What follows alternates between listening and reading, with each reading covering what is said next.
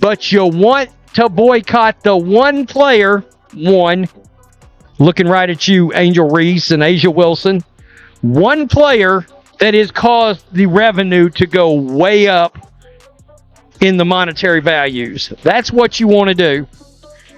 You think you're helping these women? The NBA's civil war has begun. On one side stands Aja Wilson and her supporters, reportedly urging fans to boycott Caitlin Clark's games. On the other, millions of new fans drawn to women's basketball by Caitlin's meteoric rise. Fans who are baffled as to why anyone would want to diminish such a groundbreaking talent. What they're mad about, 41 nationally televised games, and they are furious over it. I can't understand. The league has never been more popular. Fever games are selling out arenas, ESPN is broadcasting more WNBA coverage than ever, and social media is alive with conversations about women's basketball. But instead of celebrating this explosive growth, some players and their fans appear more focused on resisting it. Behind this attempted boycott lies an uncomfortable truth, one rooted in fame, jealousy, and the shifting future of women's sports. The original fans, activist fans, that's what they are, all right? Just keeping it real. They don't like the fact that you want to watch these games. They don't like the fact that you are 3 or 4 times the amount of them. Have you seen what's happening in the WNBA right now? A full-blown civil war is erupting among fans over Caitlin Clark landing 41 nationally televised games this season, more than any other player in the league. The tension has reached a boiling point, sparking divisions no one could have predicted. Caitlin Clark in the Fever will have more nationally televised games than any NBA player this year. Sorry, LeBron. Sorry, Luka. Sorry, every other player in the league. Let's be honest. I've seen the NBA ratings. She's beaten most of them. Some WNBA fans are actually planning to boycott Indiana Fever games in an effort to drive down viewership. Can you believe that? They're deliberately trying to tank audience numbers simply because they feel Caitlin Clark is getting too much attention. And it's not just random trolls online. People connected to the WNBA media space are pushing this narrative, encouraging fans to either skip watching or illegally stream games whenever the Fever take the court. They're all mad right now, furious, and my goodness, guys, they're talking boycott. Oh, what? Oh, there's strength in numbers. There's tens of you. What's truly mind-blowing about this situation is the numbers. Caitlin Clark is set to appear on national television more than any NBA player this year. Not just more than any WNBA star, more than any NBA player, period. LeBron James, Luka Doncic, Stephen Curry, all getting less national TV exposure than a rookie from the WNBA. It's a historic moment in basketball, something we've never seen before. But this isn't just about airtime. It's about a massive shift in who holds the power to shape the WNBA narrative. And yes, I understand. This is a very, very small minority. It is a very small minority of people, but it is a loud, vocal minority. And this is not the general public. This is not the general population. For years, a small but passionate group of hardcore fans have been the loudest voices in WNBA conversations, supporting the league through thick and thin, often when few others were watching. But now, millions of new fans are flooding in, many experiencing women's basketball for the first time.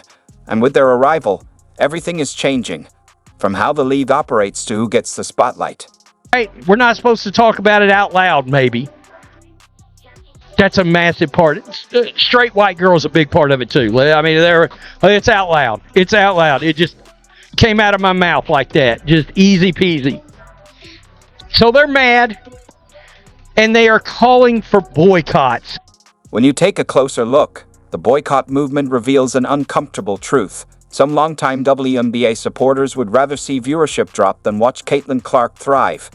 They're willing to risk stalling the league's momentum just to make a point. Even prominent WNBA media figures have expressed disbelief at these calls for a boycott, emphasizing that this vocal minority doesn't reflect the views of the broader fanbase. The Slows are now planning to, quote, boycott Indiana Fever games to affect the viewership. They really think they matter in the big scheme of things. When you take a closer look, the boycott movement reveals an uncomfortable truth. Some longtime WNBA supporters would rather see viewership drop than watch Caitlin Clark thrive. They're willing to risk stalling the league's momentum just to make a point. Even prominent WNBA media figures have expressed disbelief at these calls for a boycott, emphasizing that this vocal minority doesn't reflect the views of the broader fan base. Equivalent. Like, I just can't believe it. But their reasoning for boycotting the Fever games, they're literally saying we should illegally stream the games when the Fever play our team. And I'm like, one, you are not a big enough percentage of the population for it to have any effect. Critics of the boycott movement argue that it's not just misguided, it's dangerously counterproductive.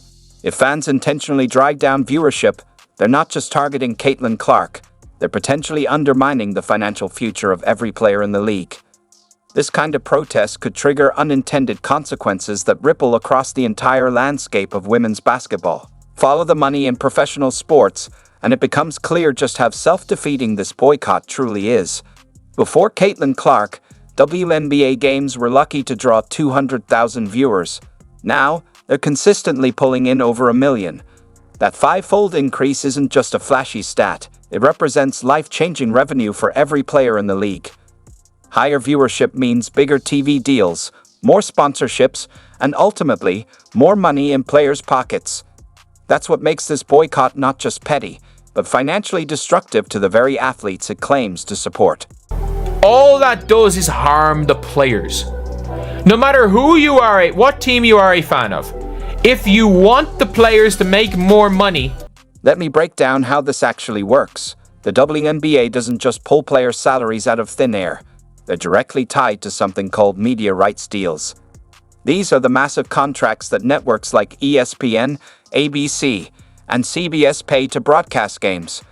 And what determines how much those networks are willing to pay? Viewership. The more people watching, the more advertisers are willing to spend. And that means the networks will pay more for the rights to air those games, which directly translates into more money for the league, and ultimately, for the players. They're actively trying to ungrow the game. And it's madness. It's absolutely madness. Like, they're threatening to boycott the Fever games. All 257 of them threatening to boycott Fever games like it makes any difference. Like, these people are not fans of basketball. These people are actually not fans of the WNBA. Right now, the WNBA is in the middle of negotiating its next media rights deal, and this is quite literally the worst possible time for fans to be talking about boycotts. Networks are watching the surge in viewership driven by Caitlin Clark and seeing dollar signs. They're preparing to offer significantly more than ever before, not just because of Clark, but because of what her presence signals about the league's growing audience. Those million-plus viewer games aren't just a win for Clark. They're raising the salary ceiling for every player in the WNBA. Don't like Caitlin Clark. Like, this is genuinely, it's nothing to do with basketball. And it's nothing to do with Caitlin Clark, the person. There's no rhyme or reason to it, because I don't think there is a harder person to dislike. Think about this, we're seeing 5 to 10 times more viewers for games featuring Clark than what the league averaged. Before you know what that means, networks might be willing to pay 5 to 10 times more for broadcasting rights. This is exactly what the WNBA has been fighting for since its inception, the kind of mainstream attention that translates to serious money. They just don't like Caitlin Clark. It's a personal thing. And they will literally... These people, again, they're not fans of basketball. They're not fans of the WNBA. They're not fans of any teams. They just don't like Caitlin Clark. I don't think they understand there's no viewership before Clark. So if they boycott, would it really move the needle? And it's a situation where they move the goalpost. They'll always move the goalpost.